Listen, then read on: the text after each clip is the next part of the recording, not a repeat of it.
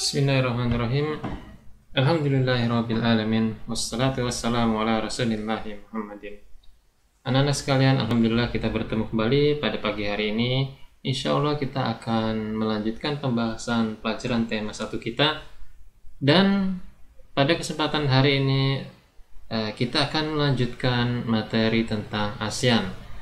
Beberapa pertemuan yang lalu kita sudah mempelajari tentang sejarah berdirinya ASEAN, dan kalian insya Allah sudah paham ya. Nah, kita akan melanjutkan lagi pembahasan tentang ASEAN ini mengenai kondisi geografis wilayah negara-negara anggota ASEAN. Baik, anak-anak, kita akan lihat kondisi geografis wilayah ASEAN. Anak-anak, kondisi geografis adalah keadaan alam di muka bumi yang membentuk lingkungan hidup manusia. Jadi, kondisi geografis adalah kondisi suatu daerah di permukaan bumi. Nah, kondisi geografis ini meliputi bentang alam, letak, kemudian luas, kemudian batas, dan termasuk di dalamnya adalah iklim. Nah, ya, ini adalah kondisi geografis suatu tempat. Perhatikan anak-anak ya, wilayah ASEAN pada bola dunia berikut ini. Ya, ini adalah sebuah bola dunia, ya, bola dunia bumi, ya. Nah, kemudian yang berwarna hijau ini adalah wilayah organisasi ASEAN. Ya, negara-negara ASEAN yang sekarang berjumlah 10 negara berkumpul di wilayah yang berwarna hijau ini. Ya, secara umum wilayah ASEAN ini berada di benua Asia yang terletak pada bagian tenggara. Tenggara itu adalah daerah arah di antara timur dan selatan. Itu adalah wilayah tenggara. Nah, di sini kondisi geografis letaknya di atas bumi, wilayah ASEAN adalah seperti ini. Ya. Nah, kita akan lihat bentangan dalam peta datar. Nah, ini peta Asia Tenggara dalam bentuk peta datar. Nah, coba kita akan lihat di sini ya. Di sini ada Myanmar, ya. Kemudian ada Thailand, ya. Di atasnya Thailand ini nanti ada Laos, ya. Laos, ya. Ini ada tulisan Laos, ya. Kemudian di bawahnya Laos ini sebelah selatannya ada Kamboja, ya, Kamboja. Dan di pesisir pantai wilayah yang ada di timurnya adalah Vietnam, ya. Ini wilayahnya, ya. Jadi di sekitar sini yaitu Myanmar, Thailand, kemudian Laos, Kamboja, ya, kemudian wilayah ini adalah Vietnam. Nah, kemudian kita lihat ke bawah di sini, ini adalah wilayah Malaysia. Malaysia, ya, Malaysia itu terbagi menjadi 2 tempat, ya, ada Malaysia bagian barat, ya, ini di Semenanjung Malaka namanya. Ada juga Malaysia di bagian timur, ada di Pulau Kalimantan. Ya, ini, ya, Malaysia bagian timur. Nah, kemudian di wilayah Kalimantan juga ada Brunei Darussalam. Nah, Brunei Darussalam. Nah, selanjutnya ada wilayah negara ASEAN yang berupa kepulauan, yaitu ini, Filipina, negara kepulauan. Kemudian di sini ada kepulauan kecil, ya, Singapura. Dan anggota ASEAN yang merupakan negara kepulauan terbesar adalah Indonesia. Wilayah Indonesia kepulauan yang sangat besar. Nah, ya, jadi ada 3 anggota ASEAN yang negaranya berupa kepulauan, yaitu Filipina, Singapura, dan Indonesia. Di sebelah selatan ini ada 1 negara yang belum bergabung dengan Asia Tenggara, yaitu negara Timor Leste. Nah, ini adalah bentang wilayah ASEAN pada peta datar. Nah, selanjutnya mari kita pelajari kondisi geografis. Di sini tampilan peta berupa warna-warna disesuaikan dengan untuk memudahkan membedakan negara anggota. Ya, di sini terlihat lebih jelas dengan warna-warna yang berbeda. Di sini ada tertulis Burma. Burma adalah nama lain dari Myanmar. Ya, dulu bernama Burma, sekarang Myanmar. Kemudian di sini Thailand, yang tadi kita terlihat, ya, Thailand.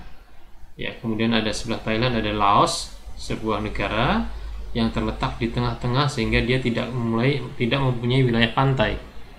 kemudian ada Kamboja, dan di pesisir di sini ada Vietnam. Nah, kemudian ada Malaysia, ya, yang tadi kita lihat Malaysia bagian barat dan Malaysia bagian timur. Ya, kemudian di bagian timur juga di sini ada Brunei Darussalam, ya, sebuah negara Islam. Kemudian ada beberapa negara kepulauan yang tadi kita sebutkan, yaitu Filipina, ada Singapura, dan Indonesia. Nah, kita lihat kondisi geografis wilayah ASEAN ini. Yang pertama, pegunungan. Ya. Wilayah Asia Tenggara terdapat Sirkum Pasifik dan Sirkum Mediterania. Sirkum adalah deretan pegunungan muda. Ya, deretan pegunungan muda. Dikatakan Sirkum Pasifik karena deretan pegunungan muda ini melewati wilayah Samudra Pasifik, yaitu dari mulai Jepang, kemudian turun ke Filipina. Di deretan pegunungan banyak sekali, kemudian masuk ke Indonesia di Sulawesi dan Maluku. Ya, ini Maluku, ini Sulawesi. Ya, jadi deretan ini disebut Sirkum Pasifik, dari mulai Jepang turun ke Filipina, ya, deretan pegunungan muda, dan di Sulawesi, dan masuk juga ke wilayah Kepulauan Maluku. Nah, selain itu ada pula Sirkum Mediterania, yaitu deretan pegunungan muda yang berasal dari benua Asia, ya, turun sampai di Thailand, Malaysia, kemudian masuk di Pulau Sumatera, Jawa, sampai Nusa Tenggara Barat, sampai kemudian ke Nusa Tenggara Timur. Ya, Sirkum Mediterania adalah deretan pegunungan muda dari benua Asia sampai masuk ke Malaysia, Sumatera, Jawa, kemudian ada di Nusa Tenggara Barat sampai ke Nusa Tenggara Timur. Itu disebut dengan Sirkum Mediterania.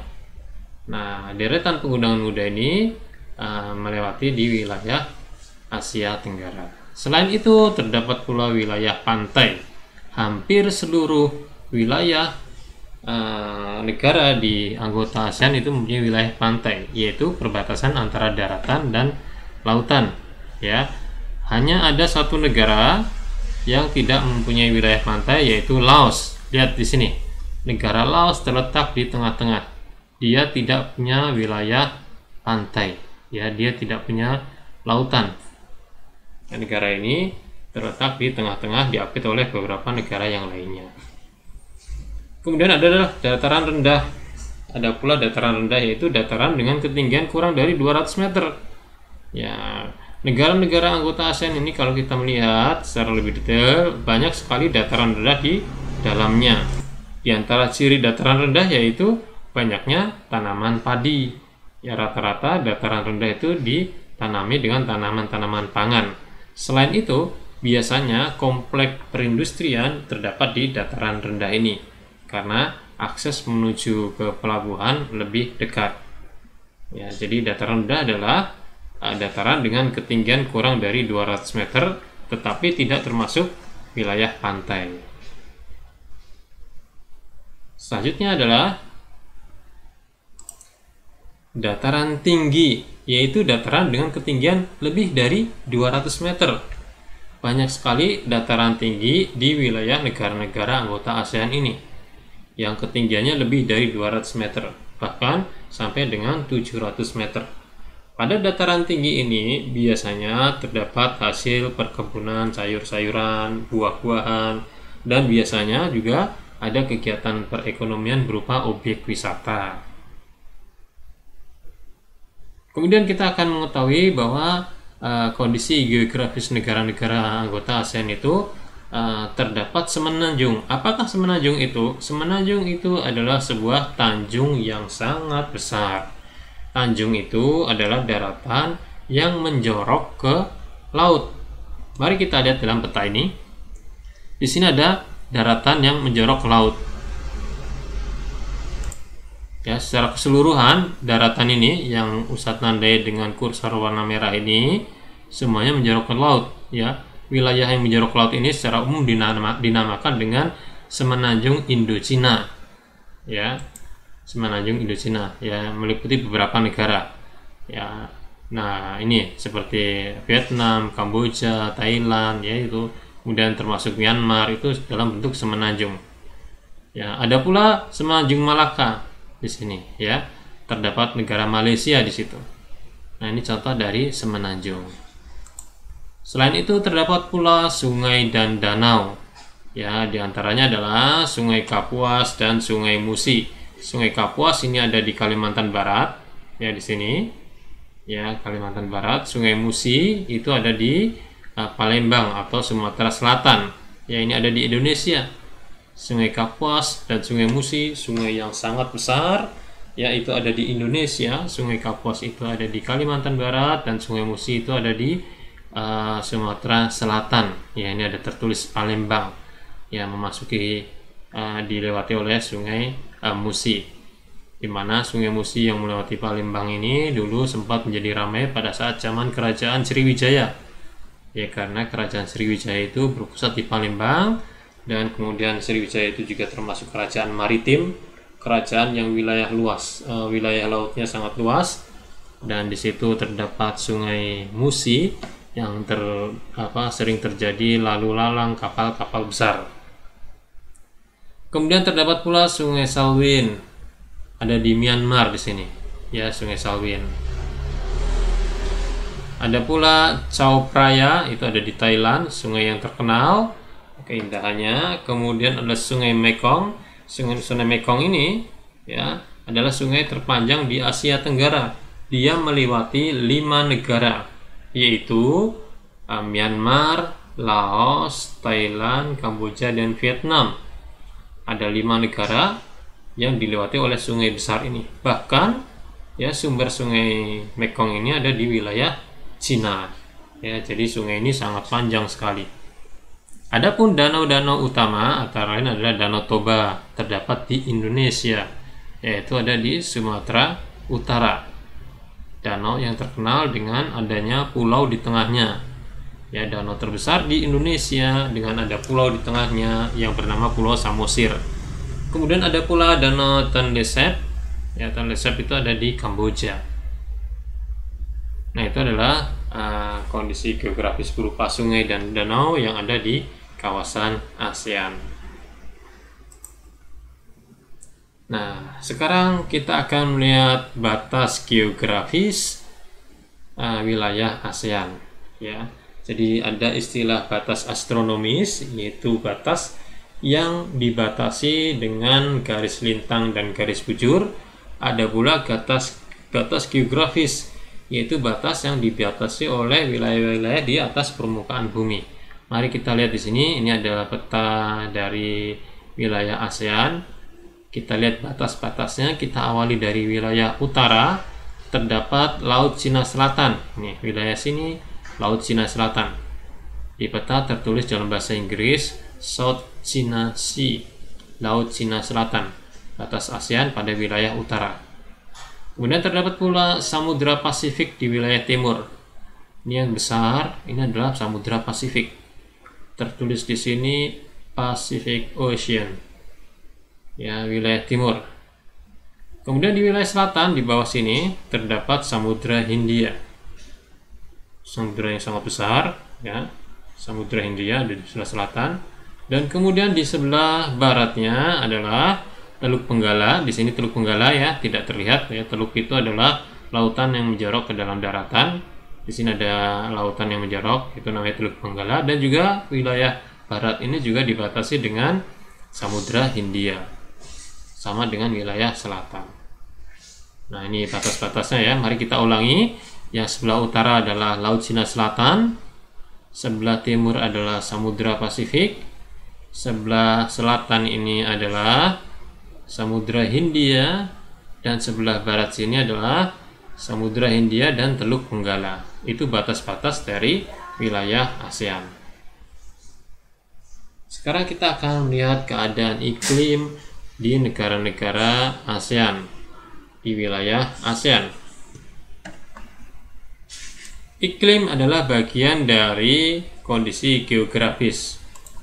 Yang dimaksud iklim adalah keadaan rata-rata cuaca dalam jangka waktu lama yang meliputi daerah tertentu yang sangat luas. Jadi iklim adalah keadaan rata-rata cuaca dalam jangka waktu yang sangat lama.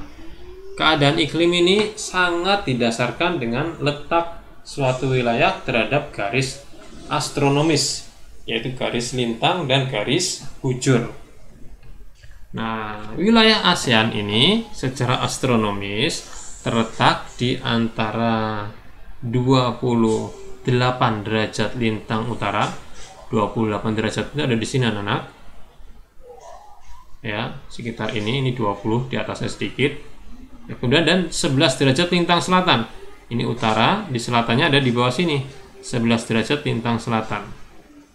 Berarti wilayah Asia Tenggara ini terletak di sekitar garis khatulistiwa. Ini garis khatulistiwa terlihat di sini. Garis yang membelah bumi menjadi dua bagian, yaitu utara dan selatan. Ini garis tengah-tengahnya bumi. Nah, ya. Nah, wilayah ini dia akan mengalami atau dia akan beriklim tropis, yaitu iklim yang memiliki dua musim, yaitu musim penghujan dan musim kemarau. Itulah ya wilayah Asia Tenggara. Ada beberapa wilayah Asia Tenggara yang beriklim subtropis, yaitu wilayah kecil dari negara Myanmar bagian utara, karena dia di atas 28 derajat lintang utara ya di sini, sehingga dia akan beriklim subtropis. Subtropis artinya wilayah itu memiliki 4 musim, yaitu musim semi, musim gugur, musim dingin, dan ya musim panas ya begitu ya. Jadi wilayah Myanmar utara ini dia memiliki 4 musim, sedikit wilayah Myanmar di bagian utara. Nah, ciri-ciri iklim tropis yaitu ya kita lihat curah hujannya sangat tinggi ya. Iklim tropis itu mempunyai curah hujan sangat tinggi. Bahkan terkadang pada musim kemarau pun masih sering terjadi hujan. Curah hujan yang tinggi ini karena adanya pengaruh angin muson barat. Apakah angin muson barat itu? Yaitu angin yang bertiup dari arah Samudra Pasifik. Lihat ya pada peta ini. Yang anak panah ini adalah arah angin dari Samudra Pasifik, di mana membawa banyak sekali uap air hasil penguapan dari Samudra Pasifik. Kemudian pada saat melewati garis khatulistiwa dia berbelok sehingga seolah-olah angin ini bertiup dari arah barat, makanya disebut sebagai angin muson barat. Ya, angin ini banyak sekali membawa uap air sehingga mengakibatkan curah hujan yang sangat tinggi. Kemudian suhu udara panas karena berada dekat garis ekuator atau khatulistiwa. Perhatikan anak-anak, pada bola dunia ini ya, pada planet bumi ini, garis tengah-tengahnya persis itu disebut sebagai garis ekuator atau khatulistiwa. Ya. Nah, garis ekuator ini membagi bumi menjadi dua bagian sama besar, yaitu bagian atas atau utara dan bagian bawah atau selatan. Matahari ya beredar di sekitar garis khatulistiwa ini. Pada peta datar bisa kita saksikan seperti ini. Nah, ternyata garis khatulistiwa ini melewati wilayah Asia Tenggara yang Ustaz tunjuk dengan kursor merah ini. Nah, sementara matahari beredar di sekitar garis khatulistiwa ini. Ya. Terkadang dia agak ke atas sedikit ke utara, atau terkadang dia agak ke bawah sedikit ke selatan. Tapi tidak jauh dari garis khatulistiwa ini. Karena matahari beredar pada garis ini, maka suhu udara relatif lebih panas daripada wilayah bumi yang lainnya. Itulah yang menyebabkan suhu udara menjadi panas. Demikianlah anak-anak ya pembahasan tentang kondisi geografis wilayah ASEAN. Selanjutnya anak-anak ya, kalian akan gunakan buku kalian tema 1 ya. Silahkan dibuka pada halaman 109. Di situ terdapat kegiatan ekonomi negara-negara anggota ASEAN yang berkaitan dengan kondisi geografis masing-masing negara. Nah, di situ kalian baca baik-baik halaman 109 sampai 111 ya. Kemudian insya Allah kalian akan dapati bahwa sebagian besar negara-negara anggota ASEAN itu adalah penduduknya bermata pencarian sebagai seorang petani, ya, atau disebut juga dengan negara agraris, negara yang sebagian besar penduduknya bermata pencarian sebagai petani. Nah, kalian akan baca masing-masing negara, kalian dapati seperti itu. Akan tetapi nanti kalian akan dapati ada satu negara yang penduduknya mata pencahariannya bukan sebagai petani. Negara tersebut ternyata bukan negara agraris. Coba kalian baca, kemudian cari negara manakah yang dimaksud. Selanjutnya carilah alasan mengapa negara tersebut bukan termasuk negara agraris. Ya, jadi ada dua pertanyaan Ustadz, ya. Setelah kalian baca, carilah negara di antara negara-negara anggota ASEAN yang bukan termasuk negara agraris, ya. Kemudian carilah alasannya kenapa negara tersebut bukan negara agraris. Ya, Ustadz akhiri pertemuan hari ini. Semoga kalian dapat mengambil manfaat dari apa yang telah disampaikan. Ustadz akhiri dengan doa kafaratul majelis. Subhanakallahumma wa bihamdika asyhadu an la ilaha illa anta astaghfiruka wa atubu ilaik. Assalamualaikum warahmatullahi wabarakatuh.